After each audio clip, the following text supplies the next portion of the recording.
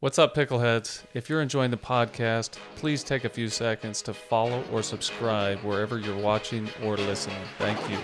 Welcome to Picklehead Podcast. Happy to have you back here with us.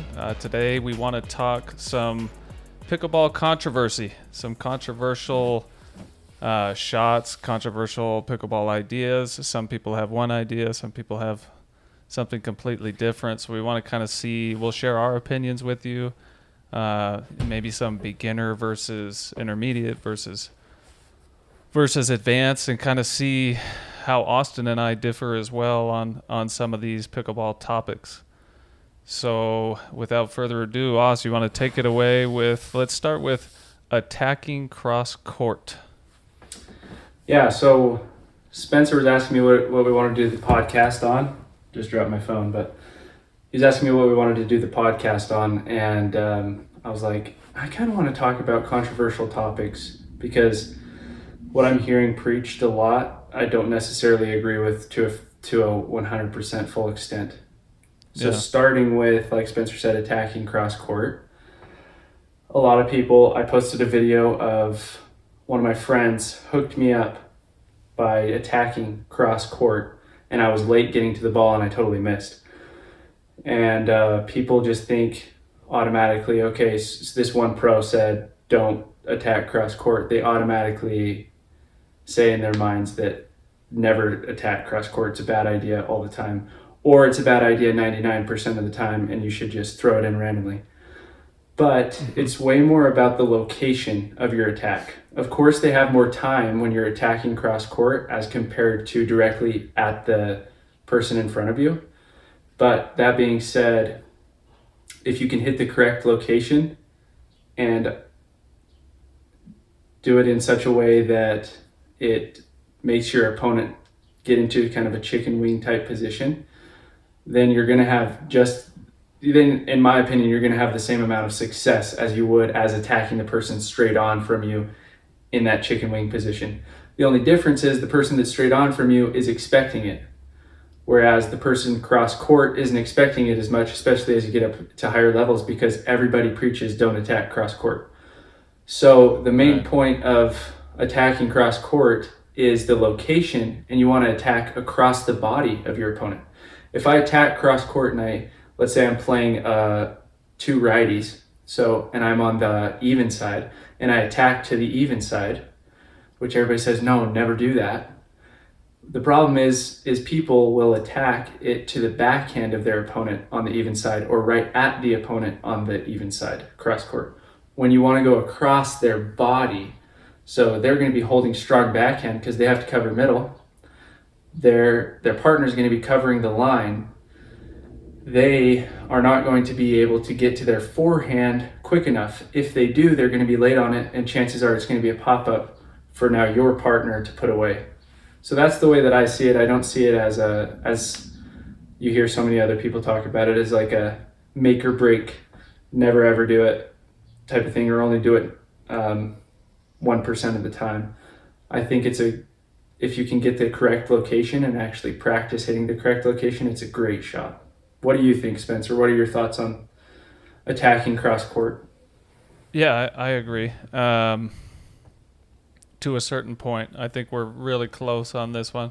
So let's talk about, though, beginner versus intermediate versus advanced. I would say at a beginner level, if you want to attack cross court, just freaking go for it. And as you work your way up levels, you start to get, maybe still beginner, but push in that intermediate level when you're attacking cross court. Maybe not so much, maybe not as often, and I would say never super often, regardless of if you're a beginner or an advanced player. You still want to surprise the opponent, and then I would say when it comes to advanced, like you said, you nailed it on the head. It depends on where you're attacking cross court. So if you want to. You also take the risk of, like you said, if you're attacking, say, forehand to forehand, so right side to right side, and you attack, and you do attack the opposite side of their body, one risk you're also taking is hitting the ball out. Yeah. So you do want to try to keep it low. I always try to keep the rule not to attack unless the ball is popped up in most cases. If I'm trying to surprise the opponent, maybe I'll attack off a bounce, 1 out of 30 balls. Maybe I'll attack a low ball, same thing, like 1 out of 30-ish balls. But for the most part, you want to hit it in a downward trajectory. You can hit it across their body, but keep in mind, you also want to keep it in. And then one more thing, let's talk about reaction time. So I think the reason, playing devil's advocate here, the reason people always say don't attack cross court, and they end it at that, is because the person cross court from you is farther from you and has more time to react, whereas the person in front of you has less time to react because, say the person in front of you is 14 feet or less away. If they're reaching out in front of them, it's going to be less than 14 feet, whereas the other person cross court from you has a lot more reaction time.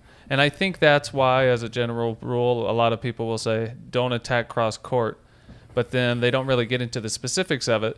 And then you have locked in your head, you're trying to get better, you're trying to do what's necessary to get better at pickleball, but you hear don't attack cross court, and a really good player told you that, and so you never attack cross court, and you never take that opportunity, and you become predictable. Whereas, yes, you can attack cross court, but do it methodically. Do it, not crazy often.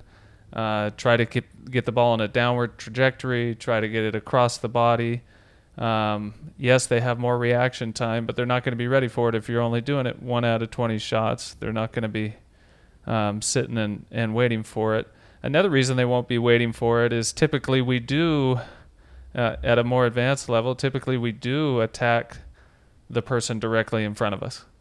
And so they're waiting for you to attack their partner who's directly in front of you. And when you can surprise them and attack cross court, I think it's a good option sometimes. Keyword sometimes, but not all the time. Now that I've talked forever on it, Os, what else do you want to add to that? Well, yeah, I totally agree with the majority of what you said.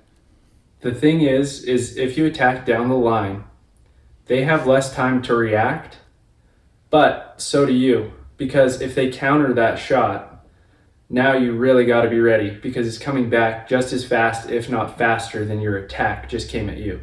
Whereas if you attack cross court, people say, oh, you're screwing your partner over. But your partner has a lot of time to see that ball going cross court. My biggest thing is there's only a certain amount of balls that you can attack cross court because, like Spencer was saying, you'll hit the ball wide. So it has to be a ball that they have taken you out wide, and that ball has to be above the net tape, where it bounces above the net tape and gives you an opportunity to fake attack like you're going down the line, and then you just swing it past them across their body cross court. Because since you're pulled out wide, obviously you're not wide enough to get an ATP. It's high enough that you can speed up over the net. The person that is directly down the line from you is going to have to cover the line if they're a good player. If they're not covering the line, then you should burn them on the line every single time. And that's something that you can test out with players because some players just don't. And maybe it's the 5th time finally they cover the line, they win that point. It's like, okay, well, you got 4 points because they never covered the line before, and now you can switch it up on them a little bit. So they have to cover line. If they're not covering line, they're doing the wrong thing. And you know what to do next time, hit it down the line. And then their partner has to pull over to cover middle. Otherwise, the middle's wide open, you can speed it up the middle, which is what they want you to do. So they want you to go line or middle or at the body of the person right in front of you. That's their hope, right? But if you pull it cross court from there, across their body, they're going to be late getting to the ball because the person in the middle will have his paddle edge pointed towards you. So he'll be slightly to the backhand. You pull it across him, and now he's caught up here and it's going to his right hip. So it's a great opportunity for now your partner to put that next ball away. And then what was the other thing I was going to say? Well, while you're thinking about think about it. There's one more. Those are 2 excellent points. And just to stress what you said one more time, I mean, I didn't really think about it that way. And I guess I don't think about it enough. If you are attacking directly in front of you, you got to be ready for that to come right back. And then the second thing that you also triggered something in my mind. So if I am attacking cross court and the opposite is true. You have more time to react if they do get the ball back. Maybe they're going to punch it at your partner, which is most likely. But like you said, if you got them across their body or in that chicken wing position, when they counter back to your partner, it's not going to be that good a ball. Exactly. It will be a good ball less times than it'll be a bad ball. So hopefully you're setting your partner up by going cross court. Well, that's what it comes down to. And that's what I was going to say. Is either you need to really work on your speed up because it sucks, or you can attack cross court. So it's like you can absolutely attack cross court if you hit their right hip and go across their body. It's going to be a great setup for your opponent. But if you go a little high, you're going to get slammed down your throat. So that's why it's not advised to do it. But it's just a levels thing. And where I would differ is I would say if you're a beginner player, only attack at that right hip of the person in front of you. And then when you're drilling, throw in some, or when you're playing in rec games, throw in some cross court and try to hit that spot. And then as you advance, then you're going to get really a lot more consistent at doing it. But yeah, to say that 100% of the time it's a bad idea, I get so many comments on my videos and on that video that I posted where he attacked across my body. To say that it's a bad idea 100% of the time, I just fully disagree with. Yeah, so that was controversial topic number one. And again, I like that you stressed at the end, don't just go start playing rec or don't jump in a tournament and then say, well, Pickleheads said to hit it, said to attack cross court, and then you haven't practiced it at all when you're drilling. That's probably not a good idea. So go drill it 100 times, drill it 1,000 times, and try to aim for that right hip. Got to get the location.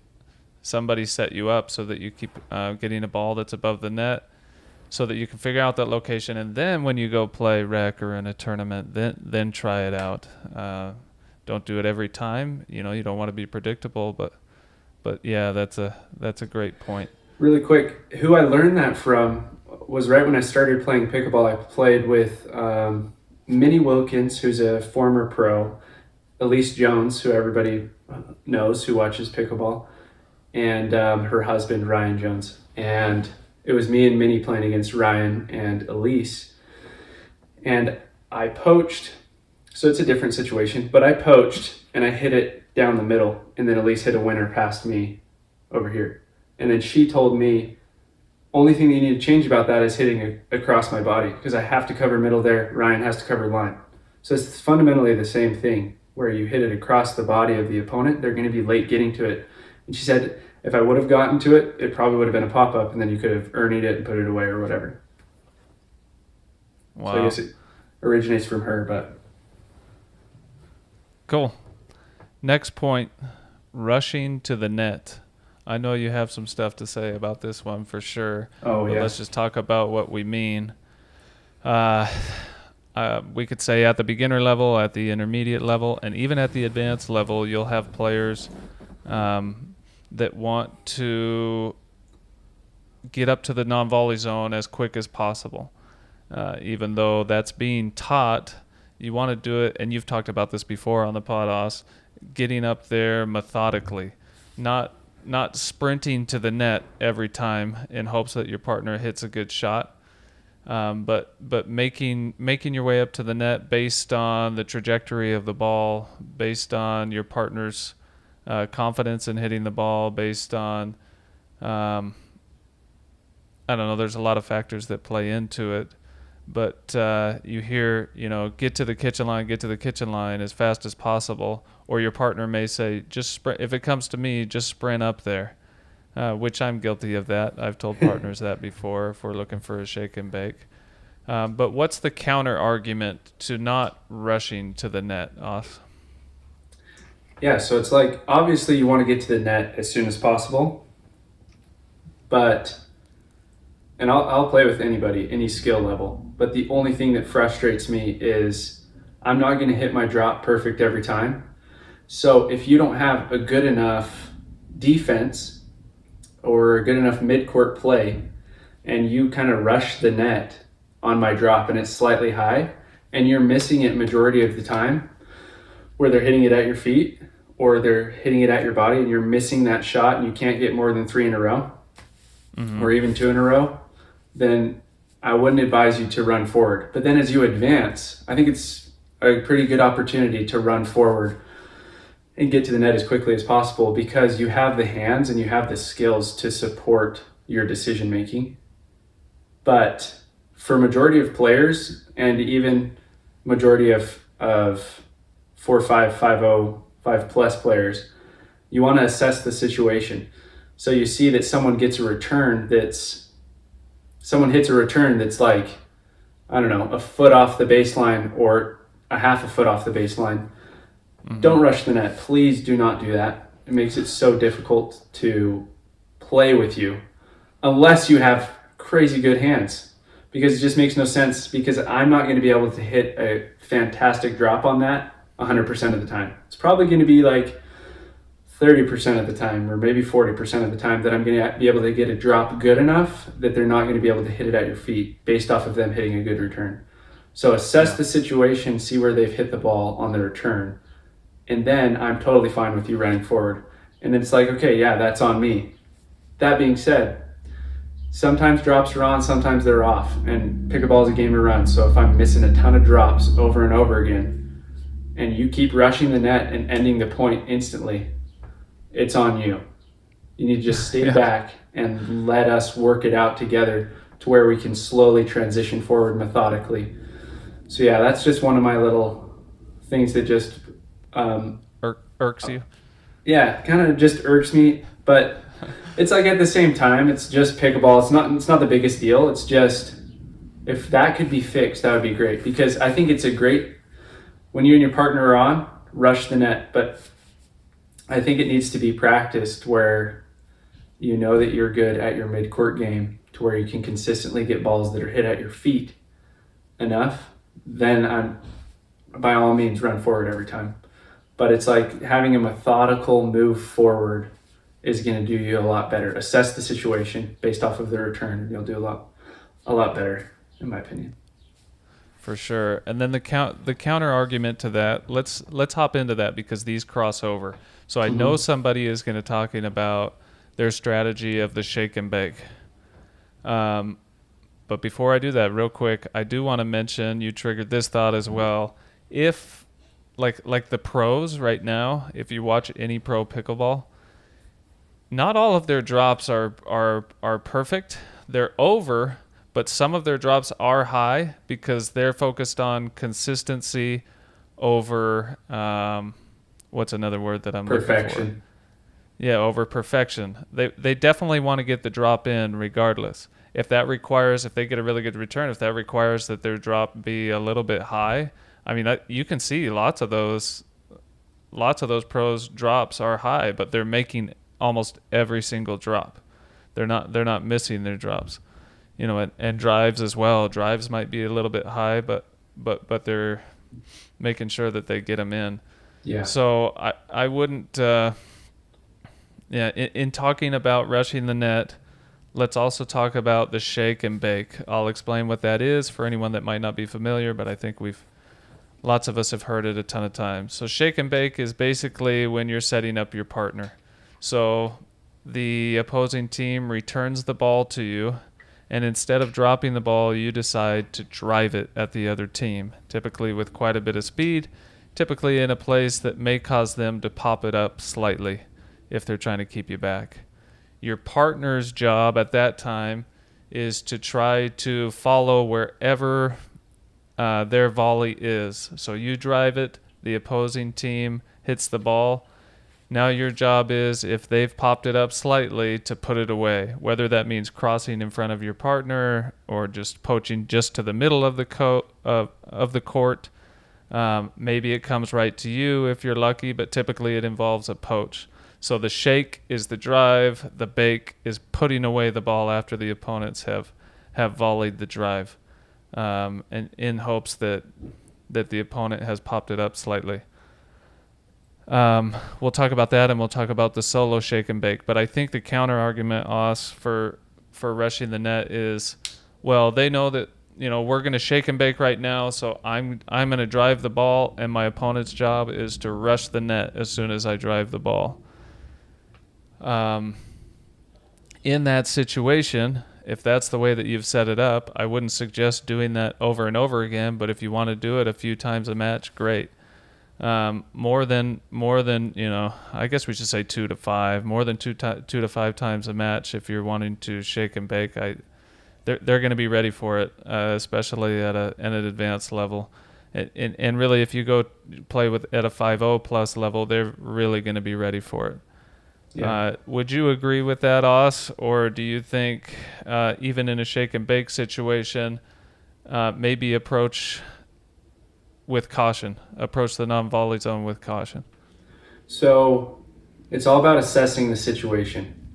I think automatically being like, okay, hey, let's shake and bake this next one together. I think that's a horrible plan because you have no idea if your drive is going to be slightly high. The odds of your drive being perfect are not going to be that high consistently. So before you say, hey, let's look for an opportunity to shake and bake, is a lot better plan, because I think the shake and bake is awesome if it's used correctly. So in 2 situations, I think it's awesome. Is one, you serve the ball, your serve is fantastic, and it keeps that opponent back long enough to where they maybe make it to mid-court or just past mid-court by the time you're hitting your third. And it's like shake and bake all day, baby. And so it's recognizing that they're still back. You want to hit it to that opponent that's still back, not the person at the net. And then your partner comes in. That next ball is going to be a put-away ball majority of the time, especially if it is the person that's running forward is in front of your partner. Does that make sense? Yes. So assessing that situation. The other situation would be when a team is stacking, which for those of you that don't know what stacking is, if someone starts out serving on the right side, they stay playing on the right side the entire time. So they'll stand behind their partner as their partner serves from the right side of the court. They'll stay over there on that side the entire time. And when they're returning, they'll switch positions so that that person can always stay on the right. So it's a great opportunity to do a shake and bake. You hit your serve way out wide, pull that opponent out wide because they have to run all the way across to the other side of the court to get to their position. And then your next shot's majority of the time going to go to that player that's trying to transition forward and run forward. And since you've served it so far out wide, chances are they'll make it to about mid-court or just past mid-court again. And then it gives your partner an opportunity, or you an opportunity, depending on who's hitting the drive, to put that next shot away. Those are the 2 situations where I feel like, and I'm sure there's another one, where I feel like a shake and bake is totally necessary and is a good plan. And you can set it up yourself. It can be predictable based off of your serve. But other than that, just going into a shake and bake, I think is not smart. Just being like, hey, let's shake and bake this next one. If they're both at the net, all they have to do is block the ball right at your feet as you run forward. It's really simple. Yep. But it's all about that transition forward, where the opponent is. And you're never hitting it to the opponent that's already at the net. You're always hitting it to the opponent that's transitioning forward. So, yeah. Excellent point. So let's talk then about the solo shake and bake. Travis Rettenmeyer, when he was on the podcast, I don't know, a month or so ago, he talked about how he's also against the shake and bake. He hates when his partner just sprints forward because it's not very predictable. But he is an advocate for the solo shake and bake, where you're setting yourself up to put the ball away. So he talks about, like Austin just did, putting your partner has the opportunity to methodically, with caution, proceed to the non-volley zone, while you, on the other hand, have confidence in your drive enough that you're hoping that wherever you drive the ball, it's probably going to come back in the same trajectory as where you drove it to. So you have a better opportunity of putting away that next ball than does your partner. Yeah. So I know that's why he was more of an advocate for that. Since then, I've tried the solo shake and bake, and I've found that it's worked out. I haven't done it a ton. I've just done it here or there because, again, I don't want it to be predictable. But I've found it to be more effective and less risky than an actual shake and bake. Have you tried it since he talked about it, Oz? Yeah, I like that you brought it up. I think the solo shake and bake is awesome, and I've tried it, and it works. Only thing is a 2-person shake and bake, in my opinion, is going to be better if both players are on the same page and have some amount of predictability of what their partner is going to do it's all based off of where their opponents are in the court. So if their opponents are transitioning forward and in the transition zone, one of them is, that should automatically spring into the person that's hitting the drive. Like, it's time to drive, it's not time to drop, first of all. And in his partner, the partner should be like, okay, we've played together so much, and I know that he recognizes what I recognize, so he's going to drive that ball. And the reason for it being better, I think, to do a non-solo shake and bake is because the person can get to the net quicker. The partner can't, because the person who's hitting the ball has to stay back and hit the ball and focus on their stroke, and then they can lean forward through it and run. Whereas the other person can take a head start because they predict exactly what their partner's going to do based off of where the opponent is in the court. So I think it's a little bit better to do a normal shake and bake rather than a solo shake and bake after I have tried them both myself, because you can get to the net quicker, but it's like, it just comes down to being on the same page as your partner, which is probably going to happen not very often, is not going to happen very often. So that's going to come from playing together a lot. That's why I err on the side of solo shake and bake until you have discussed it with someone and you guys have figured out tendencies and preferences and stuff like that, so that you know what's going to happen. Otherwise, it's just you're running to the net blindly. Yeah. In hopes, yeah, you're hoping instead of, and hope isn't really a good strategy. Yeah. Exactly. So again, that's why this is controversial. I would imagine that someone is yelling at the screen right now because they have a counter argument. We get it. I mean, that's why these are kind of controversial, but we're trying to share our experiences. That's what comments are for. Comment away. Yeah. Yeah, comment away. We're happy to comment back and have a discussion, and we'd love to hear other points on this. We're not against hearing other people's points for sure. All right, next topic, Os. This one I've heard a lot, especially to beginners. Some people that think they're coaches will tell players to stay at the non-volley zone line. Okay, they'll say to stay once you're at the kitchen line. Always stay at the kitchen line. Don't back up. Stay there at the kitchen line. But there's a lot of situations where you could be handcuffed with the position of the ball. You could be lobbed. The ball could be hit somewhat behind you in a certain way that you can't get out of the air. If you can get it out of the air, great. But I very much disagree with always staying up at that kitchen line. If you have to go back a little bit to get a better shot, in my opinion, back up slightly, take it off the bounce, and then come back to the kitchen. There's no rule that says once you get off the kitchen line that you have to stay back, or that once you back up you have to stay back. There's no rule for that. So if you do have to back up, if you get a tough ball, regardless of what that ball is, maybe back up, set yourself up while moving your momentum forward, and then work your way back to the kitchen line. And then maybe the next one you can get out of the air. Maybe you need to back up a little bit here or there. But I know that you're very good at staying at the kitchen line, Os, and getting balls out of the air. What's your opinion on this one? Yeah, I have the same exact opinion as you. So you're going to have to take a step back when you recognize that your opponent gets a little bit higher of a ball. Otherwise, the ball is going to come too fast at you. Like, nobody has that fast of hands. Even Ben Johns takes a step back and is ready and prepared for that next shot. Colin Johns is a great example.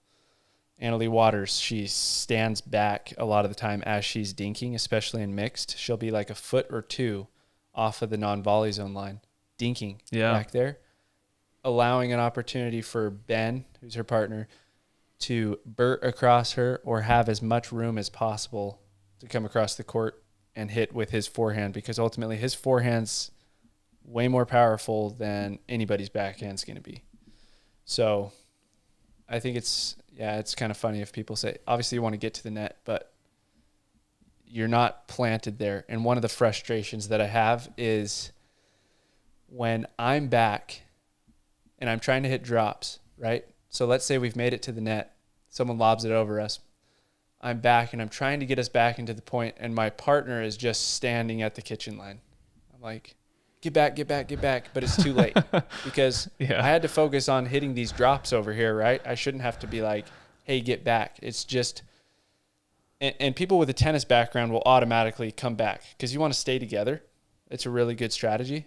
But people without it, it doesn't quite click, right? They just think, I'm not sure exactly what they think because I come from a tennis background, but they think something along the lines of, if Austin back there hits this drop slightly high, the point's automatically over, maybe. Or maybe they think my hands are fast enough that if Austin hits them an overhead, I'm going to hit an overhead back at him, which isn't going to happen. I'm not sure what it is, but you should follow your partner back. So don't feel like you're glued to I'm really glad you brought it up, but don't feel like you're glued to the non-volley zone line.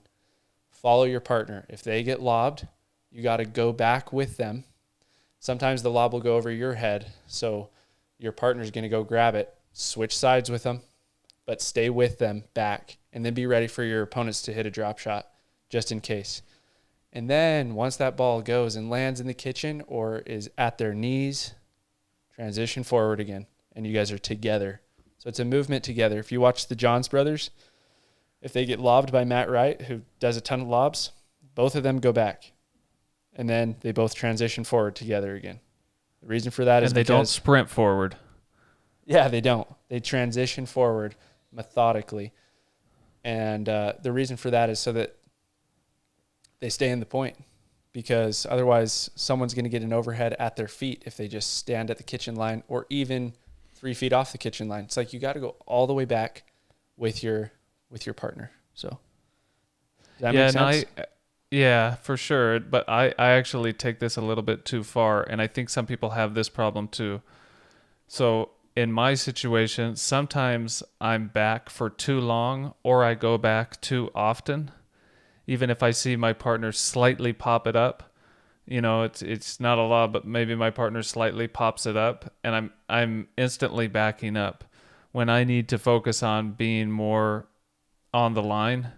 But I think there should be a healthy balance there between when to back up and when to somewhat hold your ground there on the line. What that healthy balance is, could be different for everybody. I'm still learning it, trying to figure it out.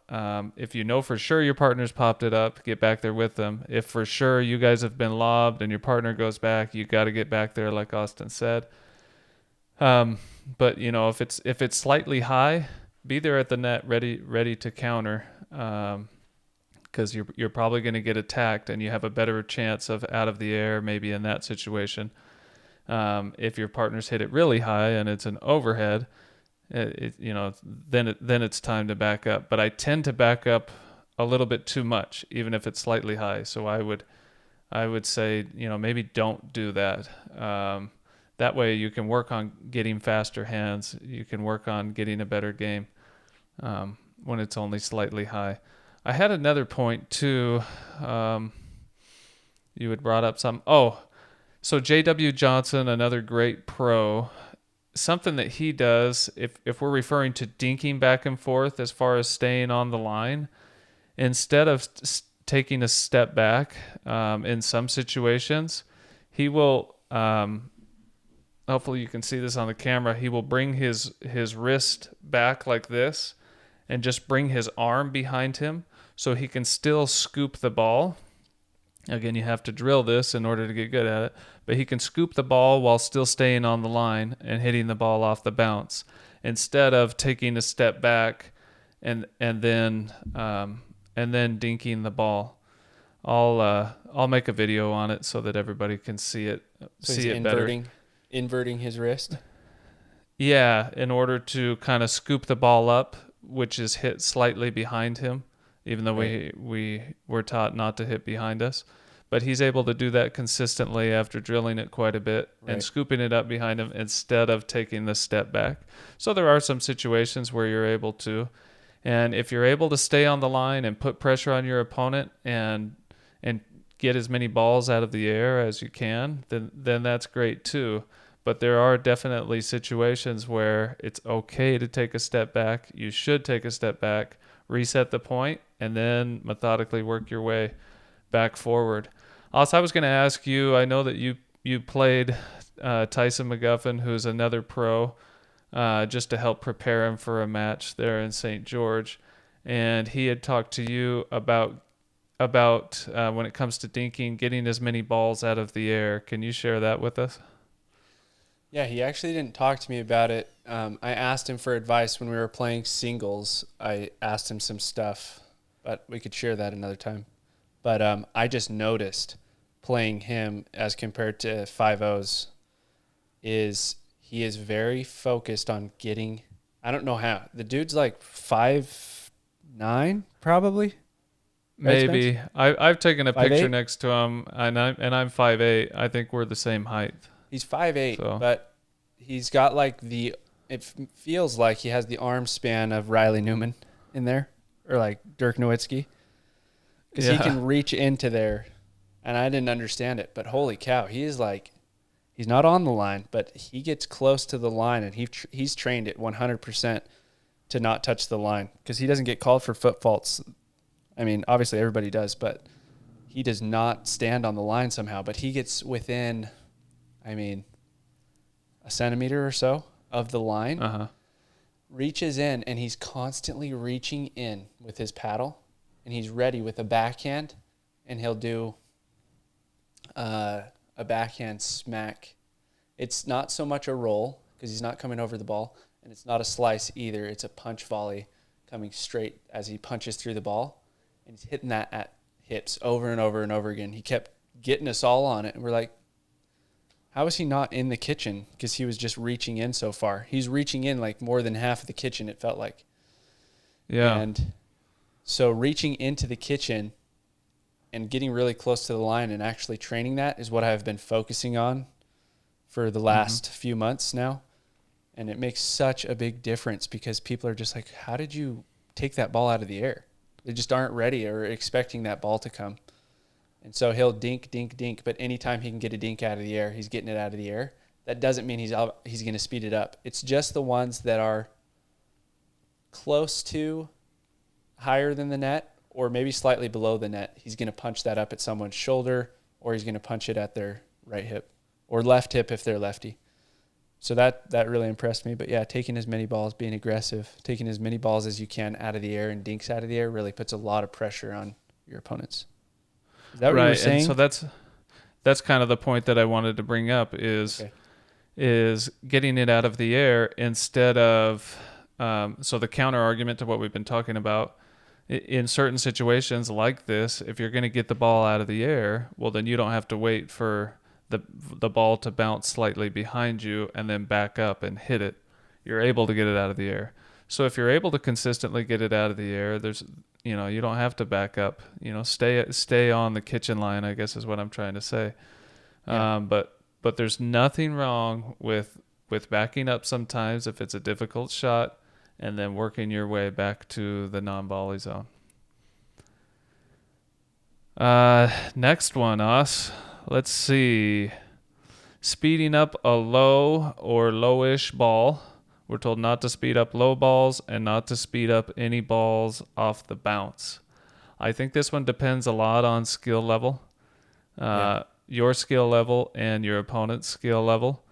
But even at an advanced level, it's very rare when people speed up. I shouldn't say very rare. It's rare when people speed up a low ball or a ball off the bounce, but they do it every once in a while just to catch the opponent off guard. It's not a great shot if you're trying to do it every time, because the opponent's going to be ready for it, and then the ball's going in an upward trajectory, and your opponent's gonna put it away and let you know that it was a bad decision. But in my opinion, I think it's okay to do every once in a while. Maybe once per game or once per match, depending on your skill level. If you have confidence in speeding that ball up, then go ahead and do it. And then one more point on that. A backhand flick or a backhand roll from low can be really effective, because you're putting spin on the ball when you do it, and it makes it look like the ball is going to go up and out. So you have opponents that think, okay, that ball's going out, but the spin that you're able to put on the ball makes it dip in the court. So that's another time to speed up from low. Hoping that it's still high risk, but hoping that your opponent will let the ball go, thinking that it's going to go out. Trying to put as much spin on it, regardless of the shot from low, is probably your best chance. But what's your opinion on speeding up balls from low or balls off the bounce, Os? Yes, this is what I've been working on lately. Part of it is recognizing when to flick as compared to when to just dink it out of the air. And I can do it on the forehand side a lot more naturally than I could on the backhand side, but I've been practicing the backhand side so much that it feels pretty dang comfortable. But it's recognizing which balls to dink and which balls to flick. And I think that just comes from drilling it over and over and over again. And I would get out with my slinger bag and have it feed me balls. And the slinger bag gives you a pretty consistent feed, but it's going to vary with like a foot or so.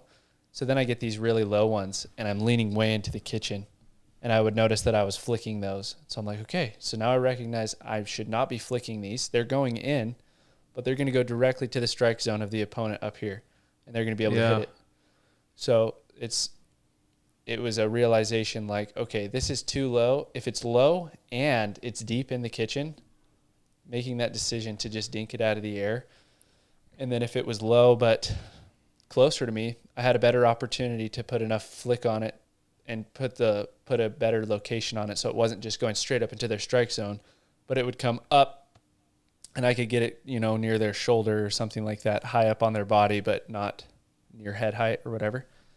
Mm-hmm. So that's my opinion on it. Is I think a lot of people say never, if it's below the net tape or if the ball is low, never speed it up, is wrong. Obviously you should, and it's a good opportunity to, but I think it comes down to the distance of the ball. Now, the distance of the ball from the net and from your paddle.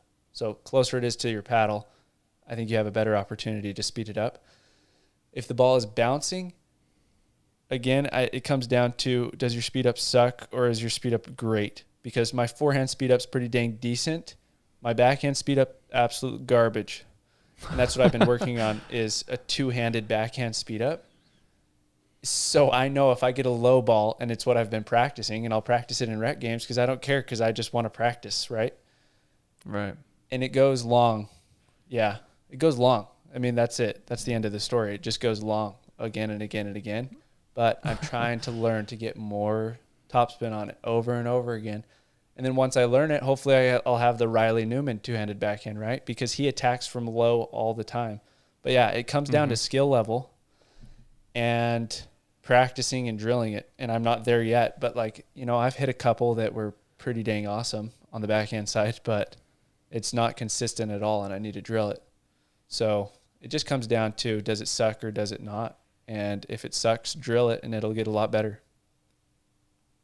Yeah. It comes down to, in my opinion, don't do it super often. Exactly. When you do it, you're catching your opponent off guard, not showing them that you're doing it every time. Yeah. You made me think of so if you're dinking, like for me, I have a one-handed backhand for the most part. Um, Working on my two-handed backhand a little bit, but if I'm dinking, typically slice, sometimes topspin, but I'm only using one hand on the backhand. And then if I want to speed up from my left-hand side with two hands, the opponent's going to know that I'm speeding up because that's the only time I put my second hand on the paddle. Right. And I've seen this with other players, so keep that in mind. I mean, I'm able to tell right away if someone that's dinking with me one-handed and then I see him put two hands on the paddle, me and my partner are going to know instantly, okay, this guy's speeding up. So if you could work on a consistent way to either attack with one hand, or even better, try to dink more with two hands, mix it in here or there, so that when you put your second hand on the paddle with two hands, you could be dinking or speeding up, and they're not sure which one that you're gonna do. So here's kind of the answer to that, and I got it from watching a senior pro match. I'm not sure the name of the guy, but he's fantastic. He's probably top 20 in the world. He was playing with Callan Dawson's dad. What's his name? Steve Dawson? Yeah, Steve. Playing with his dad. Uh-huh. So whoever that guy is, I don't know his name, but he's a great player. What he does is he puts two hands on the paddle, and then he has a one-handed dink. So he's in ready position with two hands, right? And then he'll come back. He's playing left side, and he'll dink with one hand. And then after he dinks a few, all of a sudden he sneaks in this thing, and I've been trying to learn it ever since I watched him do it. And that's why I've been practicing my backhand speed up. Right. All of a sudden that hand stays on, and he does this quick little flick. You have no idea it's coming, and it's a winner. And he did it in this match just over and over again. It was the coolest thing. And then obviously it becomes predictable, so you got to change your location. But yeah, it's an awesome shot. But yeah, the solution is just ready position. Disguising. Really. Yeah, ready position, making sure that you have your left hand. If you're a right-handed player, if you're a left-handed player, having your right hand on the paddle out in front of you, and then releasing the hand as you dink, or staying on and speeding up. And I've noticed that a lot of females are better at this also. I got to turn off an alarm. Sorry, 1 second. Yeah. Speaking of females that are really good at this, Annalie Waters invented, I don't know what it's called. I'm trying to remember what it's called, but she invented this two-handed backhand roll where her opponents will be like covering middle or something like that. And she would just, right when she first started, she was like 14 years old, and she'd be hitting winners on guys in mixed, where she would be, or girls in women's, where they would be covering the middle, and she would just blow it past them with that two-hander. And I think it comes more naturally to girls because they feel like they need that extra power, so they've always been using two hands, and they start that way, and it's just like taking them to the next level. And so everybody's been working on getting a better two-hander as a result. I didn't know you were back, but yeah, I was just talking about, I don't know, could you hear? Oh, yeah, I got it all. Okay. Yeah, Annalie Waters has, what is that called, Spencer?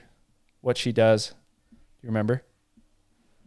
I don't know, but I was going to say also that the females, it does come more naturally to them. Their ready position is typically somewhat of a two-handed position. If they don't quite have two hands gripped on the paddle, they at least have their left hand behind the paddle, ready for that counterattack if they need to, and then if they need to get a forehand on their other side, then it's more simple for them. For me, it's really hard for me to coach my brain to have those two hands on the paddle in a ready position, because my ready position is typically just the one hand. But anyway, something to work on.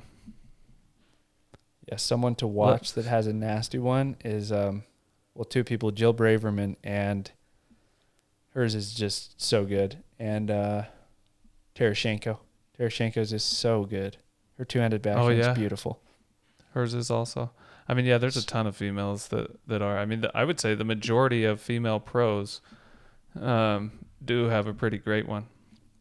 Yeah.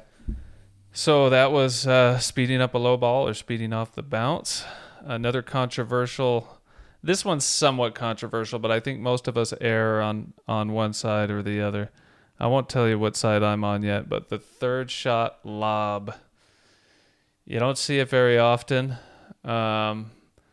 Typically, you only see it on the pro scene really from one player, and that's AJ Kohler.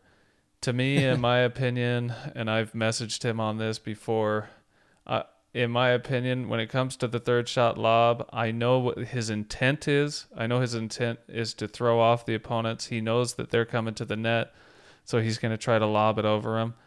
But my opinion, don't do it. It's super high risk. Even making a third shot lob, you're at your baseline and you're trying to hit it to the opposite baseline while giving it enough arc to do so and go over the other players. But even if you try a third shot lob with nobody on the other side, you're still not going to get it in consistently.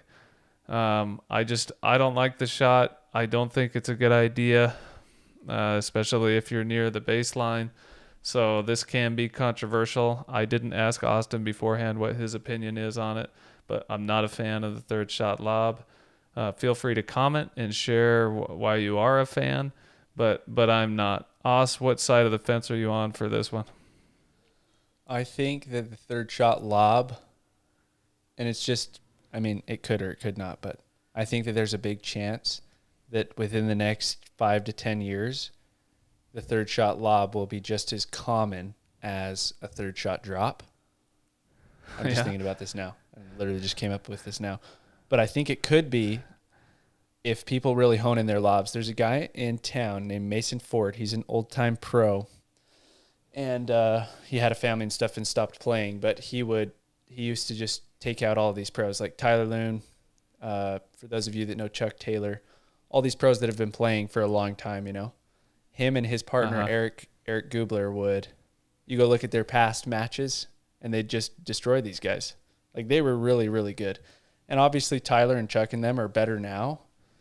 But, like, these guys were the thing before pickleball was really a thing. They were the best. He has a really fantastic lob and a fantastic third shot lob where he can keep it low enough to where they can't hit it out of the air. Sorry, low enough to where it's fast getting to the baseline, but also high enough to where they can't hit it out of the air, and it has topspin on it.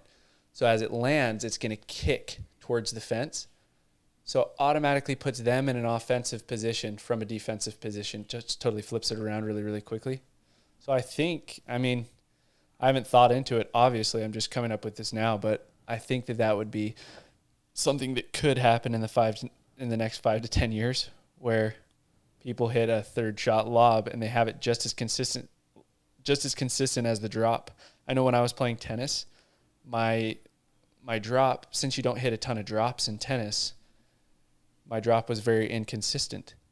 Mm-hmm. And right coming into pickleball, everybody's drop is super inconsistent, right? But it slowly gets better and better because that's what you're doing every single point over and over and over and over and over again.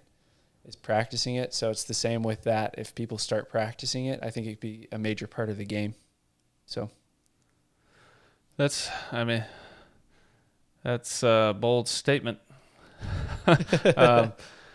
Yeah, I get what you're saying. It does relate to the drop a lot. I feel that same way when I first started. I couldn't hit a drop to save my life, and now all of a sudden I can. But even I just think a lob is so much harder, and there's so many more factors involved. And if you have a little bit of wind involved, and even if you've drilled it over and over, if you get a hard return, if you get a deep return, you get a low return, and you're trying to do it, it's just, I don't know. Not a fan. So we definitely differ on this one. Maybe I just need to practice it more, but I feel like whoever's tried third shot lobs, at least currently, has lost more points than they've won on the third shot lob by far.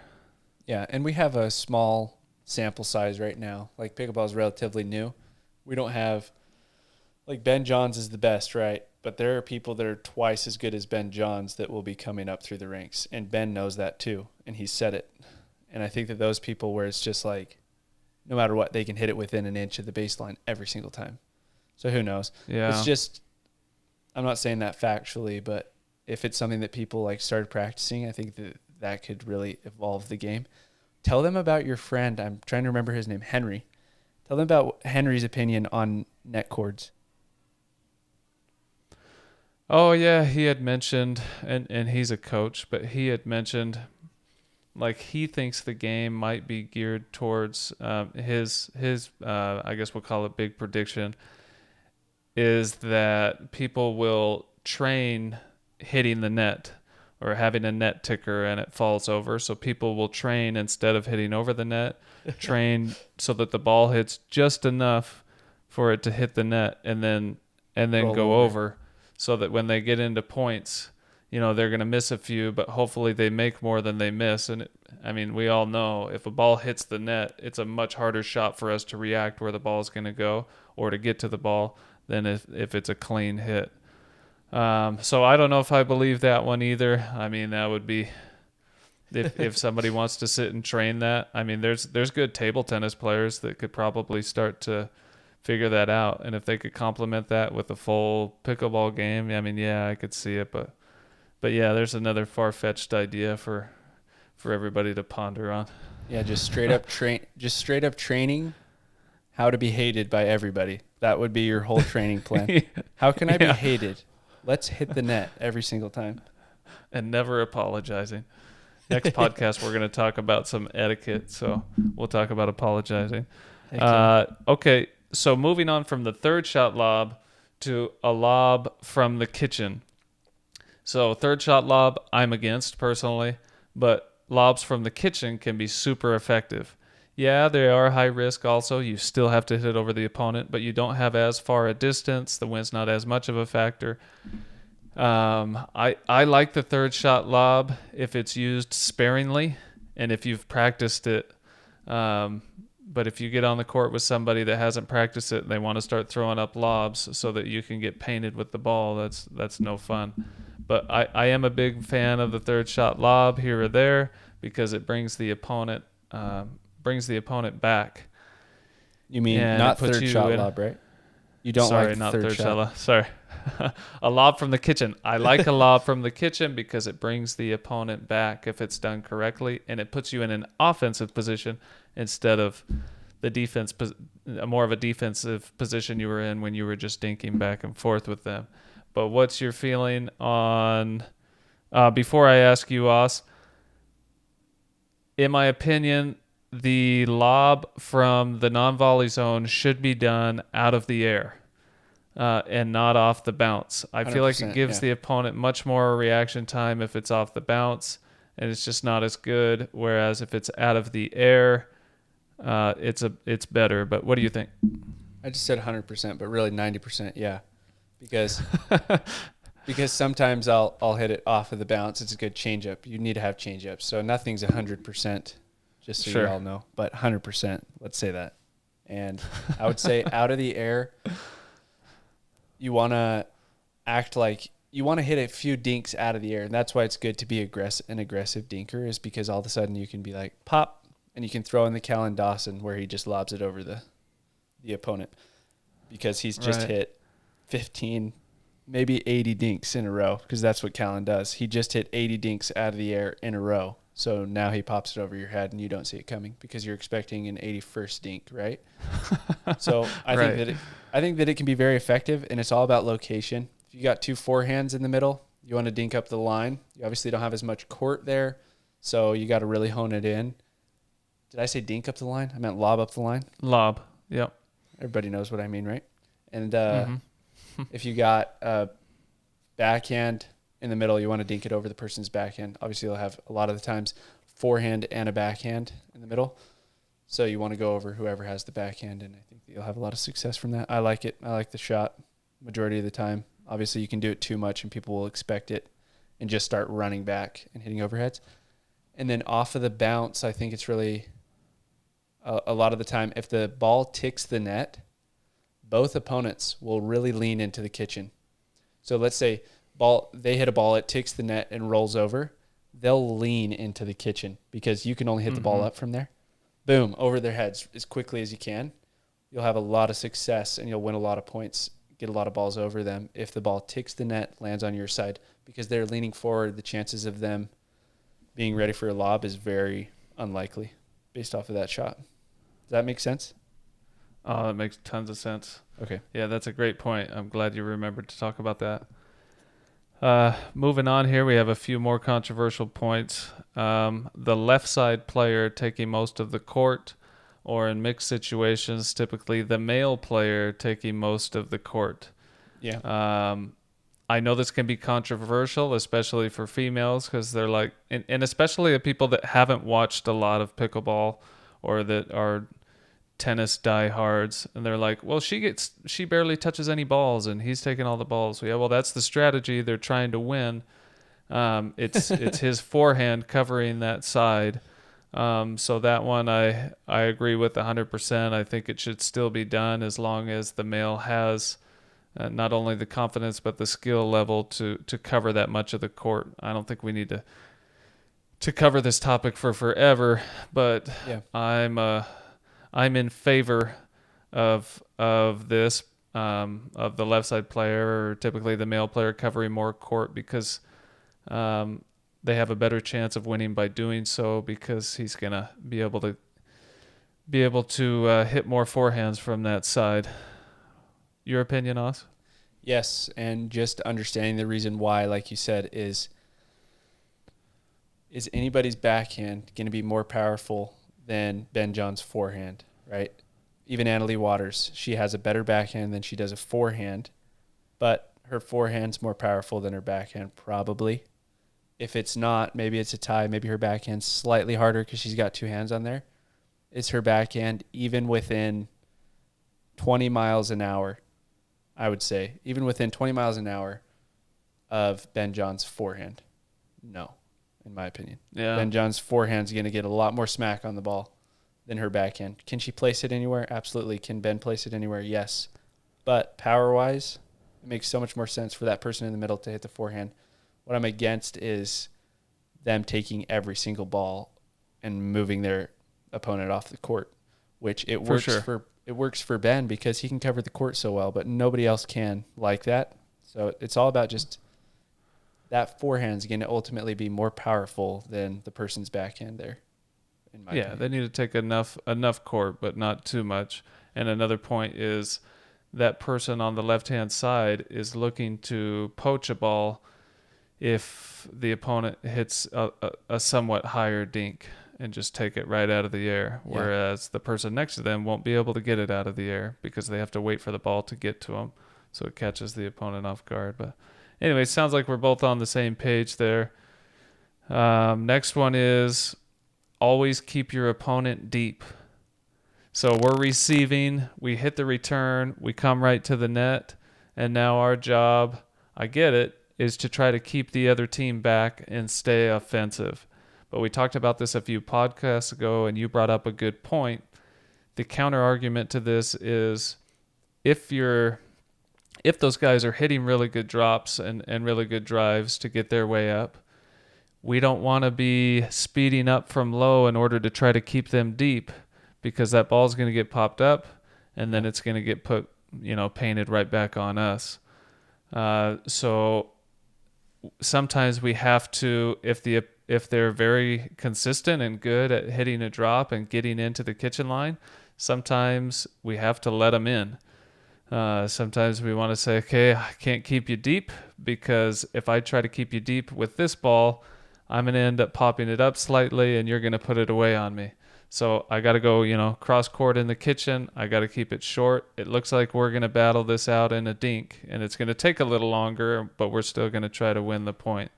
I know that's your opinion because I kind of stole that from you, but I do agree with it. What else do you have to add to that, Oz? If you think about Colin Johns and what makes the Johnsboroughs so hard, I know I keep bringing them up, but it's because they're so freaking good. What makes them so hard to play and so frustrating to play is they slowly transition forward to the kitchen. And they're totally fine with getting into a dink rally because they know that absolutely zero people can out dink them. And it's not that they're just hitting these, high dinks or just basic dinks. They're controlling the point continuously, moving the opponent around. But they can do that while at the same time being consistent and not missing. There was a statistic I saw. It was the entire tournament. They showed us four of the men players, their statistics. And it went over, these two teams made it to the final. It was Matt and Riley versus Colin and Ben, as it usually is. And it went over the statistics. And one of the statistics was dinks percentage. And Ben had missed the entire tournament, 0 dinks, the entire tournament. That's insane. Colin had missed 1 dink. Riley had missed 3, and Matt had missed like 5. And so they're very comfortable with allowing their opponents to come into the net and dinking because they're literally not going to miss. And that was an exceptional tournament for them anyway. I mean, they're probably going to miss 2 or 3 dinks the entire time normally each. But that being said, that's way better than anybody else is going to be able to do. So, yeah, letting your opponent come up, just accepting it. Like, it's not worth it to speed that ball up. Trust in yourself and improve your dink enough when you're drilling to where you know that you can consistently dink. And whether that's moving your opponents around or dinking to the same exact spot over and over and over again, both of those will work so long as it's consistent. And then hopefully you can evolve it into where you're moving your opponent around, stuff like that. So, for sure. And each one of these depends on the situation. Like you may be playing against someone that doesn't have great drops and they're popping the ball up from deep. So if that's the case, keep hitting the ball deep. Hit overheads deep at them and you're going to win the point, or put an angle on them and put the ball away. But in a lot of cases, if they're competitive and they're consistent, sometimes you have to say, all right, this is going to be a longer point, but we're gonna have to let them in here so that they don't put the ball away on us. yeah. Couple more points here. These are the last 2. There's definitely more out there, but we're going over just 2 more. A table tennis grip versus a standard grip. We can go over this pretty quickly. I can think of 2 guys that play professional that hold a ping pong or table tennis grip, and I'll show you what that is. That's holding the paddle up here at the throat. And this is how I started playing pickleball. This was my thing. You're at risk of breaking your finger on the backside too, but anyway, this is how I started playing. I thought this was the way to go. It felt like, okay, my balls are going to be more consistent, but I was missing out on a lot of things by not bringing my hand down here. One of those things was speed. I feel like I definitely can't get as much speed on the ball. Even with a thinner paddle, I can't get as much speed on the ball. Another thing I'm missing is the ability to roll it because my hand's only in one position. Whereas if I want to go from continental to maybe eastern or switch things up, I can't really do that. And I've noticed, I thought that this was the most consistent way, but for me personally, when I finally forced myself to bring my hand down here, I am much more consistent with this standard grip than I am with the table tennis grip. There's going to be more against the ping pong grip than will be for the ping pong grip, or the table tennis grip, we should say. But Os, what's your opinion on those 2 grips? Never really thought about it until now, but I feel like I'm on the opposite side of the fence with you. So it's interesting that you've tried it and you feel like your hands are faster without it, because I feel like your hands would be faster if you were closer to the face of the paddle, because then Ball the paddle's speed, a not bit hands. lighter. Say that again. I feel like my ball speed is a lot faster, like maybe on a drive or speed up or something like that, typically on a drive. 100%. As far as faster hands, yeah, I can see that argument. Okay, yeah, keep going. Yeah, because faster hands, because you're closer to the paddle face, makes your paddle lighter because you're in the center of the paddle. Whereas if you go to the tip, it's going to be a lot more head heavy. But like you were saying, you go closer to the bottom of your paddle. I don't have my paddle with me, but you go closer to the bottom of your paddle doing a traditional paddle hold, you're going to have a lot more spin on the ball, a lot faster balls coming off of your hand. Yeah, thinking about, you said you know 2 pros. Who are those 2 pros? So Callan Dawson is one of them, and then Rob Cassidy is the other one. Rob Cassidy's left-handed, and That's right. And me personally, like, and he's your favorite player. I struggle watching Rob Cassidy play. He had knee pads on the last time I saw him play, and it's a bad look for the sport. Sorry, guys. Yeah, I played volleyball as well. I get it, but please don't wear knee pads while you play. It just makes a sport that's already called pickleball just look way worse. But anyway, yeah, those are the 2. Callan is really consistent, but I mean, if you think about it, he never wins anything, ever. Yeah. So it'd be cool if he switched. I'd like to see like what the results are if he switched his grip. That'd be interesting. And went to the other. Rob Cassidy. Sorry, Rob, you don't win anything either. And neither do I. I'm not saying that I do, but I know all these. There's a lot of players that have the traditional grip and they're winning. So anyway, that's probably enough with that one. And then last controversial point, being only a left side player or only a right side player. And what we mean by that is there's the left side of the court and the right side of the court. People specialize for sure, especially pros, so that you can stack. Maybe someone's left-handed, they're better suited for the right because their forehand's in the middle. Right-handed, you're better suited for the left. Maybe you're both right-handed, but one specializes in playing on the right side while the other left. It can be a very good strategy. I personally am not against it in any way. I think whatever can give you that extra edge. But at the same time, I know there's the counter argument to that is, hey, maybe so-and-so isn't quite the complete player that they could be because they're always on the left or always on the right. And your opinion on that, Ost, is what?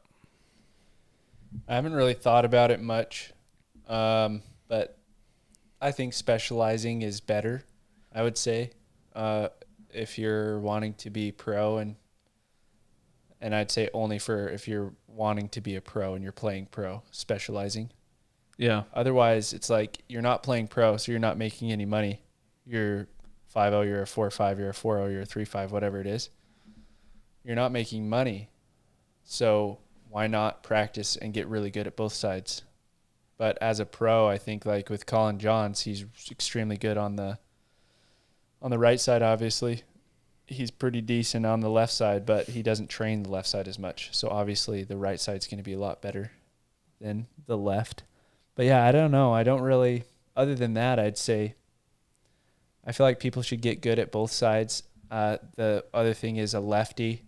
Everybody thinks a lefty should be on the left side. When we had Ben Newell on our podcast, he talked to us because I was like, hey, you were on a lefty should be on the right side. We're like, hey, you were on the left side when they beat the Johns brothers. They just keep coming up, don't they? Just keep coming up out of my mouth. That's all right. But yeah, he's a lefty and he was on the left side for a good portion of it. And I was like, what was up with that? And he was explaining it, and he's like, well, it's a great changeup, and I'm really good at my forehand dink over there. And it's like, well, when I play on the right side, and I'm a right side player, my forehand dink's really, really good over there, and I can cover middle with my two-handed backhand pretty simply, right? So I don't know. I think it's specifically, you don't. What Ben Johns thinks is that comes up again, but what Ben Johns thinks is that lefties and righties will be all the future pro teams. There will be one lefty and one righty on the team, which I think could be plausible and I think makes sense. But it's like currently we have a right-handed, the best player in the world according to points is Colin Johns right now, and he's right-handed. And he plays on the right. And he plays on the right side. So yeah, I don't know. I don't really have an opinion about it, but that's just, I guess, my opinions of it. Anything you would add, Spence? No, I think we've covered a lot of these, and there's Yeah. a lot of more controversial pickleball topics that we'll bring up at another time. But we hope this was beneficial for you. Our advice today in bringing this up is hey, don't always just take the opinion of someone or multiple people because a group of people tells you that you have to do something a certain way. Experiment for yourself. Figure out what works best for you, and that will improve your game. And maybe you find out in certain situations, hey, that group of people was right. They told me not to do that. I did it anyway over and over, and it's just not working out. Or, you could find out that they were wrong, and you're able to improve your game by doing something different. Yeah. So don't always follow the public court of opinion. Maybe try some things out, especially when you're drilling or in rec play too, and see what works best for you and for improving your personal game. That's what we're here for, is to try and help you get better. Something Yeah, interesting, right when I first started watching pickleball in 2020, all the announcers would ever say, this was the only thing that they had the capacity to say for some reason. It really bothered me. But all they would say is, oh, look, the team that initiated the speed up lost the point. The team that initiated the speed up lost the point. And they just kept saying it over and over and over again. And now all that they're saying is, look how much the game has evolved. And now speed ups are winning you the point. Speed ups are winning you the point. Tactical speed ups are winning you the point. So they've totally flopped on what they said. So it's like the game evolves. So it's not a one size fits all. Everybody's going to be different, right? Not everybody should hold the same grip as a pro that they like. Not everybody should play the same way as a pro they like. They should play according to how their specific needs, according to how their body works, according to what feels right to them is how they should play the game. And the game will continue to evolve and become better as a result of them playing what's best for them, if that makes sense. But the game's continually evolving. So to say, one size fits all, and to have these opinions on stuff where it's 100% of the time, this is what you need to do.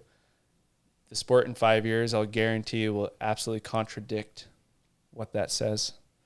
So we appreciate you guys listening to the podcast today. We hope that it's been beneficial for you.